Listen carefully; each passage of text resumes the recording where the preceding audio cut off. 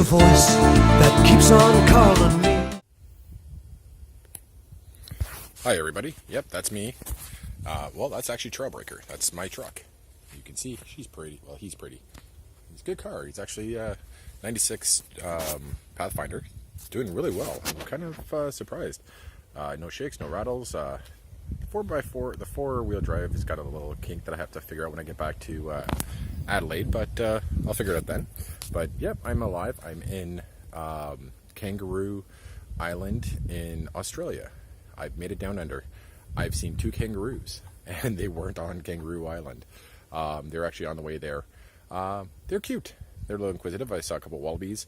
Saw a koala bear hanging out in a tree at the first place I was at. Yeah, just to get some things straight. The first park I went to for my first night, I was there for, 15 hours. I set up, stayed overnight, got up in the morning, went to go and take a stroll. So I saw there was a bay and to the left of the beach, and so started walking. I thought it was maybe about 1-2 kilometers. Yeah, I was wrong. But there's a river that actually separates one side of the land to another. So I had to cross a little trickle, like maybe not even an inch of water wide, going from the river to the ocean. And I was going at low tide. So I figured I was kind of fine. So I go to walk around the cove, and I'll put up a picture of what the cove looked like. And here's the picture. And so I walked there, ended up being probably about 4 or 5 kilometers. It took me about an hour and a half to walk there, and I got stuck by a rock face, so I turned around and walked back. Got back, and yeah, that little 1-inch trickle of stream ended up being about 40 feet wide and a raging river, so I couldn't cross back to get to my campsite, which was probably another 3 to 4 minute walk. I had brought 2 liters of water with me, and finished that off just before I got to the river. So it was probably about 36 degrees yesterday, and so I had no choice. I had to go back to the other side of the river, walk up to the main road, and looked at Google and said it was a 6-kilometer hike. And yeah, that sucked. There were some houses kicking around, but nobody was around. Finally, after about half an hour of walking, a nice older couple was driving by. I waved them down, told them my plight. We stopped off, got some water, and they drove me back. Got back to my campsite, and you know, when I left, I saw there was some smoke far off in the distance. Didn't really think much of it. And about 20 minutes after I got back, I'm trying to cool off in my car, and cops come flying in and said that there's a bushfire closing in on me, and I am in the path of the fire, and I got 10 minutes to get my ass out of there, you know, with or without my truck. So I figured I'm going to pack myself up real fast. It took about 9 minutes, and I got the hell out of Dodge. The big problem is there's one road in and out of where I was, and the fire was blocking. It was coming close to the road where it was going to block off everybody on that side of it. So I got out of there, and they told me to go to the other side of the island, which is Emu Bay. Yes, emu, like the bird. So an hour and a bit drive later, I get to the other campsite, set up camp, and everything was good. So that was my plight after first day of camping on Kangaroo Island. Yay me. But come on, it's me. It's expected to have that kind of thing. So I want to introduce you to my truck. This is Trailblazer, everybody. So this is my home, my vehicle, my sleeping quarters. There's another piece that goes on the front that actually encloses this entire thing, and so it becomes a self-contained unit, so I can use it as a mudroom or change room or whatever, but it seals up. But I'm at West Bay National Park, and so it's going to storm. I'm not sure if you can tell by the clouds. Trickle down a little bit, but so I figured I was not going to do it just in case. I don't know how it fares in the weather, but yeah, so that'll go on tomorrow maybe. So here's an introduction to my my abode, and we can conveniently call it Cribs Kangaroo Island.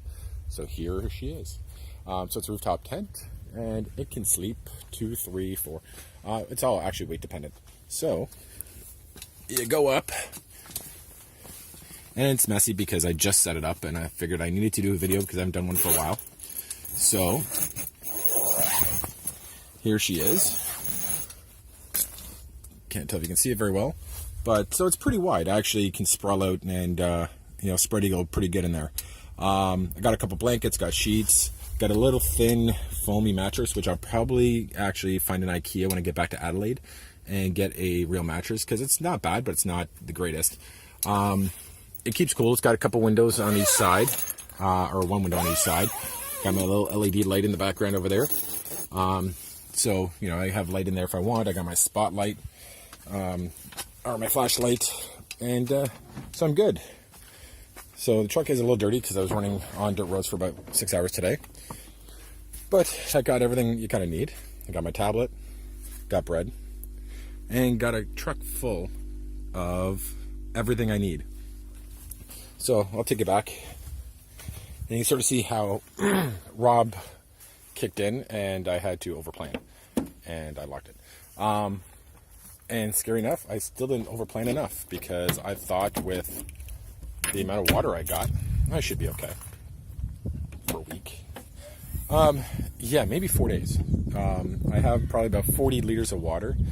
That's just for drinking. And yeah, I'm down to 20, which is my jerry can on the roof. So it should last me, because I'm only going to be here a day or two, and then I'm going to head back towards the east side of the island. But here's all my stuff.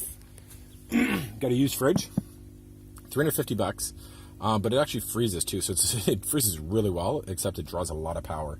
Got my propane tank, got my barbecue, got my table, spare tire in the back, because I have propane built in as well. So I have a small 30-liter propane tank, where the spare tire is supposed to go. But I'm not sure how far that'll get me. Probably about 200-300 kilometers, I think. I haven't had a chance to really test it out. Got myself a big cooler, towels, my backpack. That's the thing over there for, you can't really see it. And I have a second battery that I'm actually powering everything off of. So that should do me pretty much anywhere. The only problem I may have is going to be in the extreme heat, because it's going to get warm. And as I've seen in Darwin, I was there for 4 days and it averaged 36 degrees. That's freaking hot. But yeah, and so this is my campsite.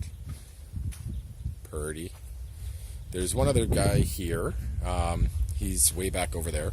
That way. I haven't really talked much yet. He's been setting up his stuff. I've been setting up mine. Then I made myself some dinner. I just had one of those. Actually bought those survival pack things, so enough to last me 2 weeks. But I have fresh food. I have meat, bread, all the kind of essential stuff, the dry stuff, and milk and all that. And I got my Timmy's coffee, which is good. Yeah, I brought a 1 kilogram bag with me. I'm halfway done. I try to only use it sparingly. I brought it with me when I went to Southeast Asia. So I've had 1 cup almost every country I've gone to. So I can say I've had a Timmy's in every country.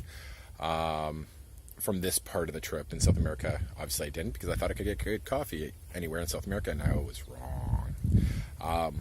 But yeah, this is the truck. Now we're going to take a walk over and see what the view looks like over at the beach. All right, everybody, and here's the view of the beach when I walked up to it the first time, so you can sort of see how it looks.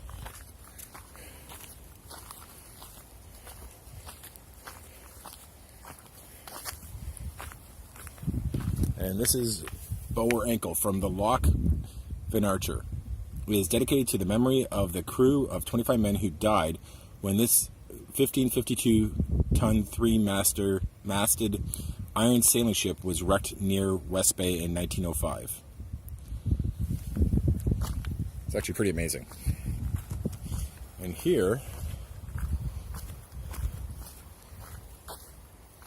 is the beach. Now, I'm not going to walk you down all the way to the beach, because there's a lot of stairs and I haven't done it yet, and with the rain, it looks like it's going to be nasty. So I don't think I'm going to walk it in the rain on my way back up, because it's like 7 something here, 7:30 I think. And yeah, I don't feel like going to bed soaked and cold.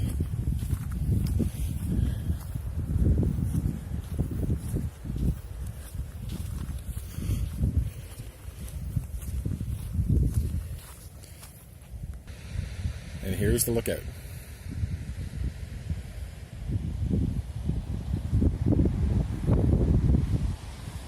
And that's the beach down there.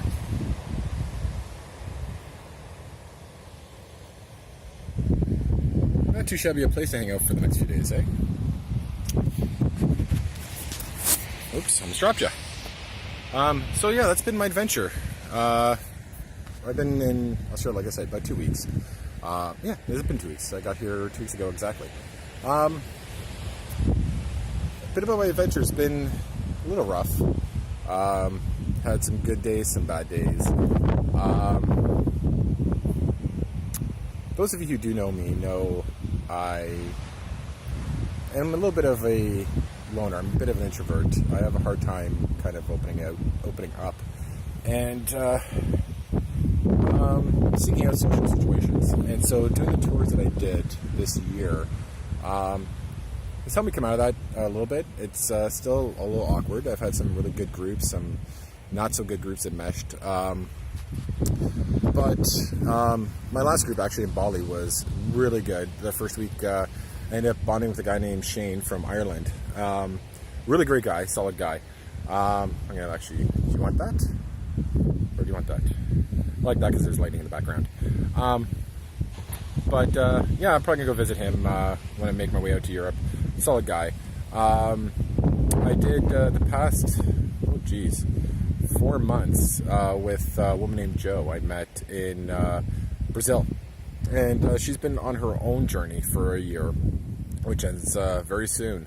And she lost her husband, and she's been having a really hard time. And so she planned it to travel the world for a year and sort of heal.